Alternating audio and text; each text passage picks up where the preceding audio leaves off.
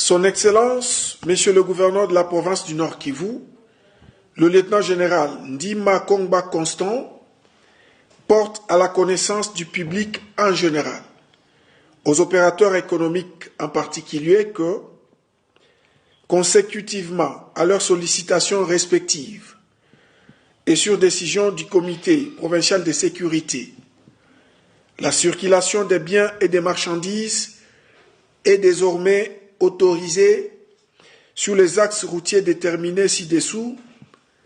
Il s'agit de l'axe routier Goma, Ruchuru, Kanyabayonga, l'axe routier Goma, Sake, Kichanga, Kanyabayonga, l'axe routier Goma, Sake, Kichanga, Pinga, et l'axe routier Goma, Sake, Mushaki, Masisi, Walikale.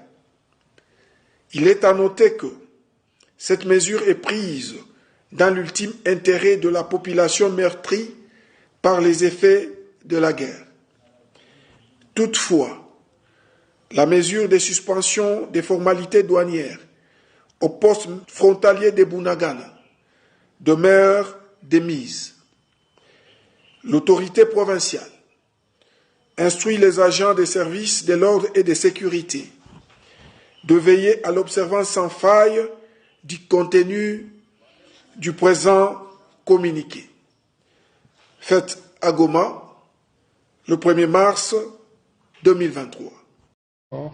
À la présence des troupes russes sur le territoire d'Ukraine.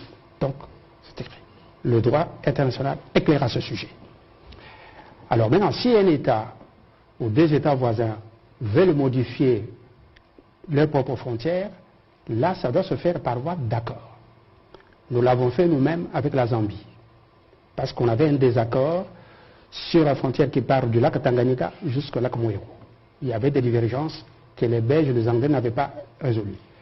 Le président Mobutu et le président Kaunda ont signé un traité ici même à Kinshasa le 18 septembre 1989 pour rectifier le tracé de cette frontière-là, pour corriger les problèmes qu'il y avait, régler les problèmes de divergence.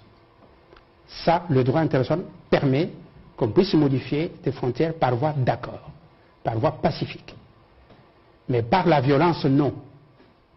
La violence, non.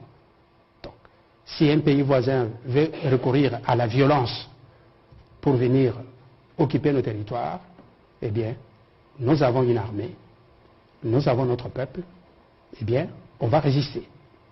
Ça, c'est très clair. Ça va avoir d'agression. Je crois que, Monsieur le ministre, j'aimerais bien vous rappeler que nous sommes de la même promotion au collège de hautes études de stratégie de défense, la promotion Mabunda. Bien sûr. Et nos formateurs nous ont appris. La promotion de la session spéciale. Oui, oui, c'est le président Tshisekedi qui est venu nous donner nos diplômes.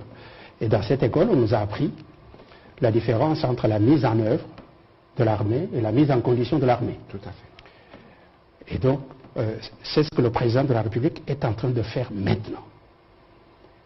La mise en condition de notre armée. Avec 1,5 milliard sur 3 ans pour équiper, entraîner, armer, etc. pour que nous puissions avoir demain une armée digne de notre pays, une armée dissuasive. Ok, notre président l'a fait avant lui. La mise en condition. Et puis après, ça vient la mise en œuvre. La représentante spéciale du secrétaire général de l'ONU en RDC encourage les initiatives de paix amorcées par l'administration militaire de l'Ituri en faveur de la population pour la stabilisation de cette province. Déclaration faite ce mercredi, c'était à l'issue d'un échange avec le commandant des opérations militaires de l'Ituri entouré des membres du comité provincial de sécurité. Pour ce faire, Bintou Keïta réaffirme la ferme volonté des Nations Unies à œuvrer aux côtés du gouvernement congolais. Il y a une franche collaboration que nous pouvons constater puisque régulièrement à partir de Kinshasa, je peux voir les positions qui sont prises par le gouverneur et certains membres de communautés et de leaders communautaires pour lutter contre la désinformation, les manipulations. Je tiens particulièrement à remercier le gouverneur. Occasion pour le lieutenant général Luboyanka Choma-Djouni de réitérer son engagement de mener les opérations de neutralisation dans une approche globale dont la paix est prioritaire. Nous avons deux approches. Nous avons l'approche militaire. Et donc nous intervenons, nous menons des opérations et nous le faisons aussi avec l'appui de la MONUSCO. Nous organisons des grosses patrouilles avec la MONUSCO. Ça c'est l'approche militaire. Quant à l'approche non militaire, nous parlons avec ces groupes armés. Vous savez, ils ont signé des actes d'engagement.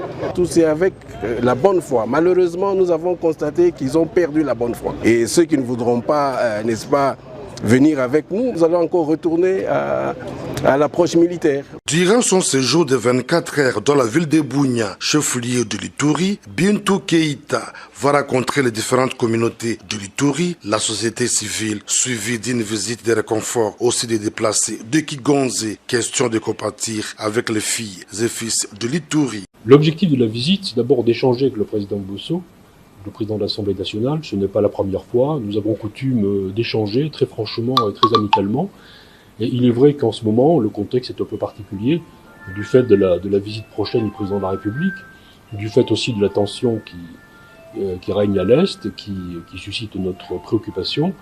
Et donc il était important de pouvoir échanger ensemble sur le contexte actuel. Et je suis venu aussi rendre compte, en quelque sorte, expliquer un peu en amont au président Bosso l'esprit qui préside à la visite du président de la République française bientôt à Kinshasa, et je dirais au caractère, au fondement stratégique de notre relation. Il s'inscrit dans l'histoire, mais aussi dans le présent, et avec beaucoup de projets pour l'avenir. C'est un esprit d'amitié.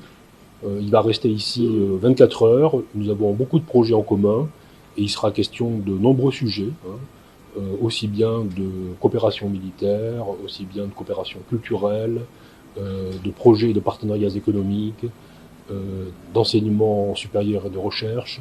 Donc nous voulons tirer en avant notre relation vers l'avenir au bénéfice des populations du Congo. La France n'a jamais été hostile à la République démocratique du Congo. La France a toujours été en soutien de l'unité, de la souveraineté, de l'intégrité territoriale du Congo. Nous avons toujours travaillé dans ce sens au Conseil de sécurité des Nations Unies. Et c'est la raison pour laquelle d'ailleurs nous soutenons la RDC dans l'exercice de sa souveraineté à travers nos coopérations. Je vous ai parlé notamment, et nous en avons échangé avec le président Bosso, de nos coopérations militaires, des formations que nous avons ici auprès des FARDC qui sont tout à fait conséquentes.